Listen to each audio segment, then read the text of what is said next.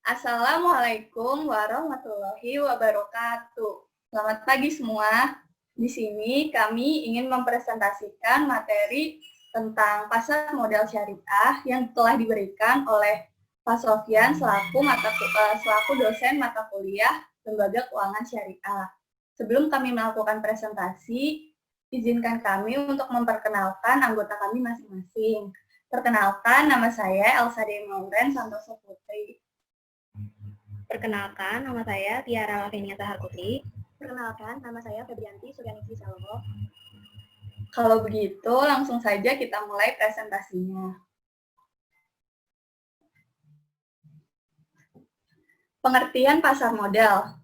Pengertian pasar modal secara umum yaitu suatu sistem keuangan yang terorganisasi, termasuk di dalamnya adalah bank-bank komersial dan semua lembaga perantara di bidang keuangan, serta keseluruhan surat-surat berharga yang beredar. Nah, kalau untuk arti sempitnya, pasar modal sendiri yaitu suatu pasar yang disiapkan guna memperdagangkan saham, obligasi, dan jenis surat berharga lainnya dengan memakai jasa perantara pedagang efek. Sementara untuk pengertian pasar modal syariat sendiri, yaitu seluruh aktivitas di pasar modal yang memenuhi prinsip Islam. Dengan demikian, suatu pasar modal dikatakan memenuhi prinsip Islam apabila pelaku pasar, mekanisme transaksi, infrastruktur pasar, dan efek yang ditransaksikan telah memenuhi prinsip-prinsip Islam di dalam pasar modal.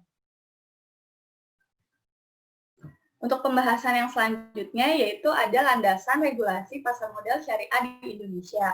Nah, untuk landasannya sendiri itu ada 4. Yang pertama, Fatwa DSN MUI nomor 20 tahun 2001, yaitu tentang pedoman pelaksanaan investasi untuk reksadana syariah. Dan yang kedua, itu ada Fatwa DSN MUI nomor 40 tahun 2003, yaitu tentang pasar modal dan pedoman umum penerapan prinsip syariah di bidang pasar modal. Yang ketiga, ada Fatwa DSN MUI nomor 80 tahun 2011, yaitu tentang penerapan prinsip syariah dalam mekanisme perdagangan efek bersifat ekuitas di pasar modal bursa efek. Dan yang terakhir, yaitu Fatwa DSN MUI nomor 124 tahun 2018. Itu membahas tentang penerapan prinsip syariah dalam pelaksanaan layanan jasa penyimpanan dan penyelesaian transaksi efek serta pengelolaan infrastruktur investasi terpadu. Untuk pembahasan selanjutnya yaitu ada manfaat keberadaan pasar modal. Manfaat dari pasar modal sendiri itu ada 5. Yang pertama, sumber pembiayaan. Sebagai salah satu sumber pembiayaan jangka panjang bagi perusahaan dalam mengembangkan usahanya. Yang kedua, ada wahana investasi. Sebagai tempat investasi bagi investor yang ingin berinvestasi di aset keuangan. Yang ketiga, penyebaran kepemilikan perusahaan. Sebagai tempat untuk penyebaran kepemilikan perusahaan kepada masyarakat. Dan yang keempat, ada keterbukaan dan profesionalisme. Dengan keterbukaan dan profesionalisme, maka mendorong terciptanya iklim usaha yang tepat. Dan yang terakhir, lapangan kerja. Menciptakan lapangan kerja atau profesi bagi masyarakat, baik selaku pasar maupun investor. Dan untuk pembahasan materi yang selanjutnya akan dibacakan oleh Febrianti.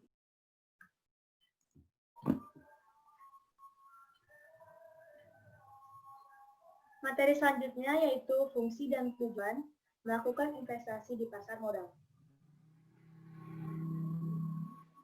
Yang pertama yaitu berfungsi untuk menambah modal usaha. Fungsi pertama yang wajib diketahui oleh semua orang yaitu sebagai sarana untuk menambah modal usaha. Para pelaku bisnis harus mengetahui hal ini sebab tidak menutup kemungkinan jika di kemudian hari membutuhkan modal usaha tambahan. Yang kedua, yaitu sebagai sarana untuk pemerataan pendapatan. Mungkin masih banyak yang belum sadar bahwa salah satu fungsi dari pasar yang satu ini juga adalah untuk pemerataan pendapatan. Jadi, dalam jangka waktu tertentu, saham yang telah dibeli oleh masyarakat tersebut akan memberikan sebuah dividen. Yang ketiga, yaitu dapat menjadi sarana untuk meningkatkan kapasitas produksi. Para pelaku bisnis atau pengusaha tentunya sangat diuntungkan dengan adanya saham yang bisa diperjualbelikan. Dari saham yang telah diterjual, maka perusahaan akan mendapatkan suntikan modal. Jika modal yang dimiliki sudah meningkat, otomatis produktivitas dari perusahaan juga akan meningkat pula. Jadi, bisnis yang dijalankan semakin maju. Yang keempat, yaitu bisa menciptakan lapangan pekerjaan. Fungsi dari pasar modal ini memang memiliki efek yang cukup luas. Bahkan bisa dikatakan bahwa efek yang ditimbulkan juga merupakan efek domino. Selain akan menguntungkan perusahaan dan pemilik saham, rupanya pasar yang satu ini juga bisa membuka untuk menciptakan lapangan pekerjaan.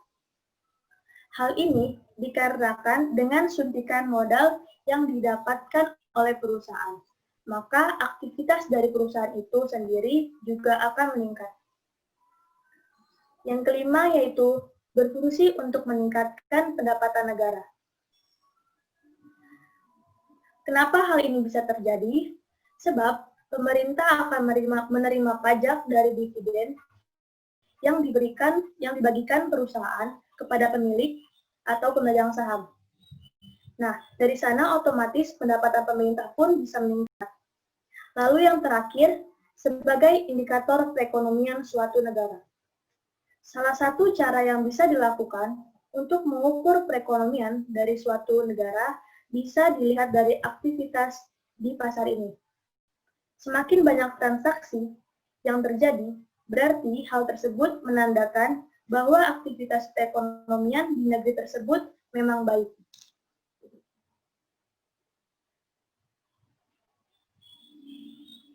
Materi selanjutnya yaitu jenis produk syariah.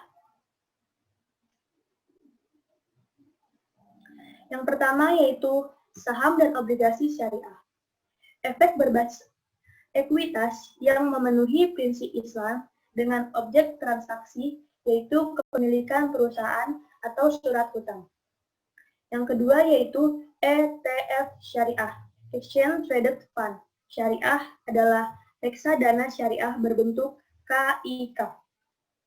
Yang ketiga yaitu efek beragun aset syariah.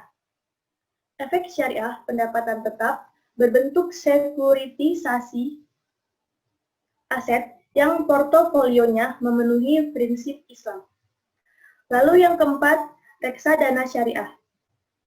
Efek syariah berbentuk pengumpulan dana investor melalui penerbitan produk reksadana yang memenuhi prinsip Islam. Yang kelima yaitu sukuk. Efek syariah berbasis sekuritisasi dari aset dan termasuk ke dalam efek pendapatan tetap. Yang terakhir yaitu dire syariah. Efek syariah yang mengumpulkan dana investor untuk diinvestasikan pada real estate dengan prinsip Islam.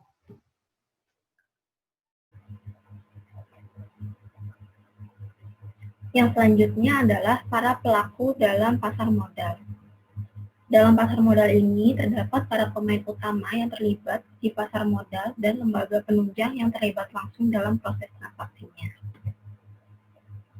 Yang pertama adalah emiten. Emiten adalah perusahaan yang akan melakukan penjualan surat-surat berharga atau melakukan emisi di bursa. Dalam melakukan emisi, para emiten memiliki berbagai tujuan dan hal ini biasanya sudah tertuang di dalam Rapat Umum Pemegang Saham atau RUPS. Yang selanjutnya adalah investor. Investor ini adalah pemodal yang akan membeli atau nantinya akan menanamkan modalnya di perusahaan yang melakukan emisi. Yang selanjutnya adalah lembaga penunjang. Lembaga penunjang ini berfungsi sebagai untuk ikut turut serta mendukung beroperasinya pasar modal sehingga mempermudah baik emiten maupun investor dalam melakukan berbagai kegiatan dengan pasar modal. Lalu yang selanjutnya adalah larangan dalam melakukan pasar modal syariah. Yang pertama adalah maisir. Maisir itu adalah kegiatan yang melibatkan perjudian, di mana pihak yang menang akan mengambil taruhannya. Yang selanjutnya adalah gharar, yaitu ketidakpastian dalam suatu akad, baik mengenai kualitas maupun kuantitas objek akad maupun mengenai pencerahannya. Yang selanjutnya adalah riba. Di dalam riba ini terdapat tambahan yang diberikan dalam pertukaran barang-barang ribawi dan tambahan atas pokok utang pembayaran secara mutlak. Lalu yang selanjutnya adalah batil. Batil ini adalah proses jual beli yang tidak sesuai dengan rukun dan akadnya atau tidak dibenarkan dalam syariah Islam. Yang selanjutnya adalah bai al-maqdum, yaitu melakukan penjualan atas barang atau efek syariah yang belum dimiliki atau short selling. Yang selanjutnya adalah iktikar, yaitu membeli suatu barang yang sangat diperlukan masyarakat pada saat harganya sedang murah, kemudian barang tersebut ditimbul sehingga terjadi kelangkaan pada pasar, dan ketika harga telah naik kembali, kemudian menjualnya. Yang selanjutnya adalah tagrir, yaitu upaya untuk mempengaruhi orang lain, baik dengan ucapan maupun tindakan yang mengandung kebohongan, agar terdorong untuk melakukan transaksi. Sekian presentasi dari kelompok 14, kurang lebihnya mohon maaf. Wassalamualaikum warahmatullahi wabarakatuh.